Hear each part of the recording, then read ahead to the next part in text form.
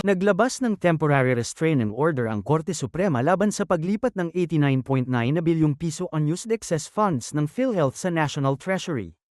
Inihayag ito ni SC spokesperson Attorney Camille Ting sa isang press conference matapos maghain ng petisyon sa kataas-taasang hukuman ang iba't ibang grupo upang pigilan ang paglipat ng surplus funds ng PhilHealth. The court consolidated the petition filed by One Sambayan Coalition et al. With the cases of Pimentel et al. Versus House of Representatives and Bayan Muna Chairman Mary Colmenares et al. Versus President Ferdinand Romualdez Marcos. All three petitions challenged the return of excess reserve funds from government-owned and controlled corporations to the National Treasury to fund unprogrammed appropriations. The Supreme Court issued a temporary restraining order to enjoin the further transfer of PhilHealth funds to the National Treasury. Ngunit ang mga naunang inilipat na 20 na bilyong piso noong Mayo at 10 na bilyong piso noong Agosto ay hindi na maibabalik pa sa PhilHealth dahil hindi ito saklaw ng temporary restraining order.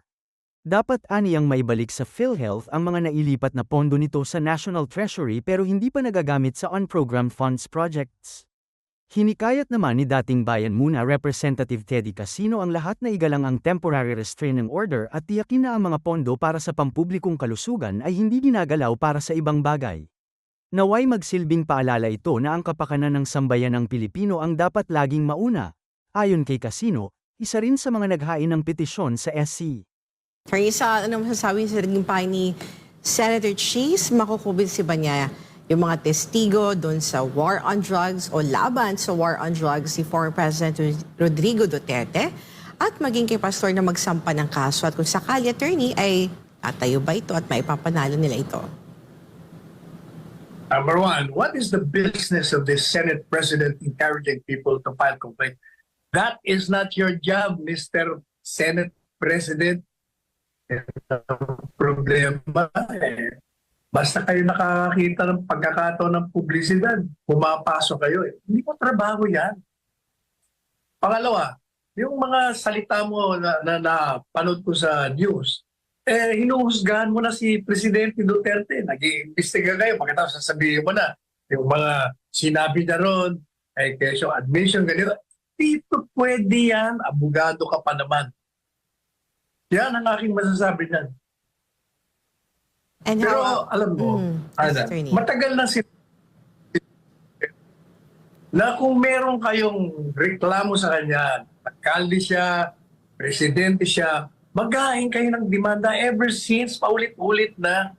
Yung si Dilima, yung senadora ng kaibigan mo, matagal na, kaya binanata siya ni Jinggoy.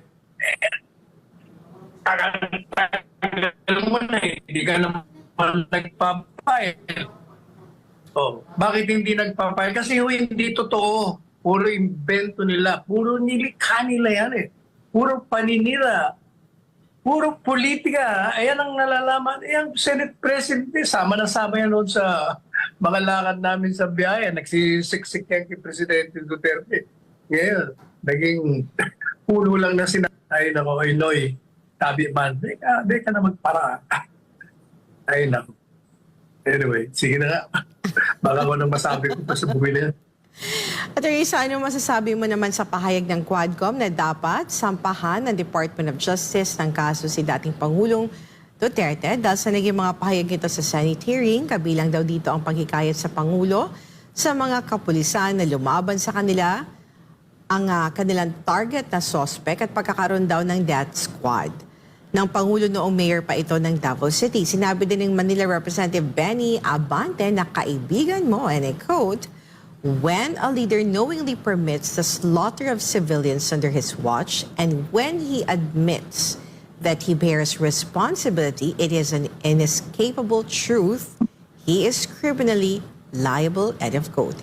This is not a case of semantics or vague responsibility. This is a direct admission from the former president himself by publicly taking full responsibility for the thousands of extrajudicial killings that plague our nation during his term.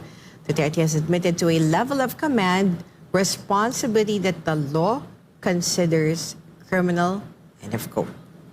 Yan ang sabi ng iyong kaibigan na nandyan sa Kamara, Attorney Sal, at sana daw gamitin ng ICC at ng DOJ ang naging pahayag ni former President. Yun ang sabi ng mga kaibigan mo sa Senado, sina Ontiveros, yan, sina Abante. Attorney Sal? Alam mo yung mga yan, hindi kaya nila DOJ magsampa lamang kay dating Presidente Duterte.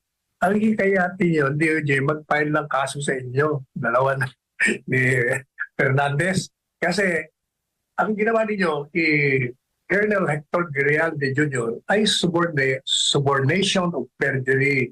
Hinikayat nyo, pinipilit nyo na magsinungaling under oath.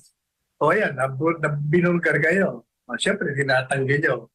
Pero, klarong-klaro eh. O yan, kayo dapat nakasuhan eh. Yung sinasabi niyo kay Presidente Duterte na pag-amin, walang kaso. Walang inamin si Duterte na nag-commit siya ng krimen.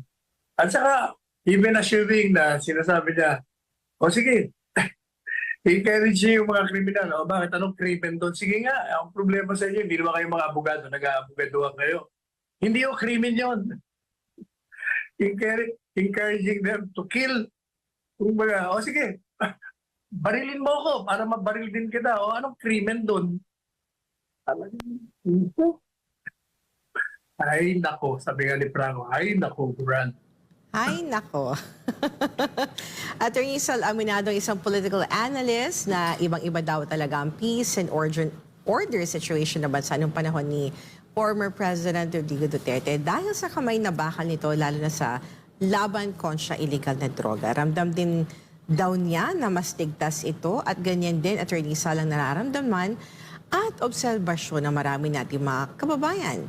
Kaya kahit bumaba na ito sa pwesto ay malaki ang respeto sa kanya na mas maraming Pilipino. Tama ba ito, Attorney Sal? Ano masasabi mo dyan? Hindi na kailangan ng isang analyst yan. Kasi lahat tayo, lagi tayo lumalabas.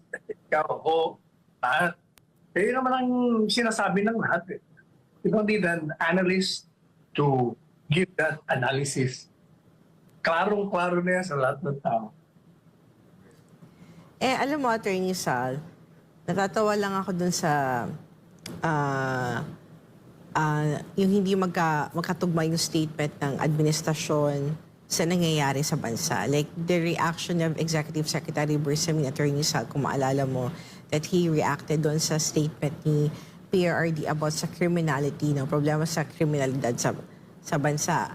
And then after he made that statement, Attorney Sal, may lumabas na balita, Attorney Sal, na may krimen na nangyayari somewhere in Palawan and other parts of the country. So, hindi ramdam na mga nasa ground, Attorney Sal, yung nagiging statement naman na nasa gobyerno.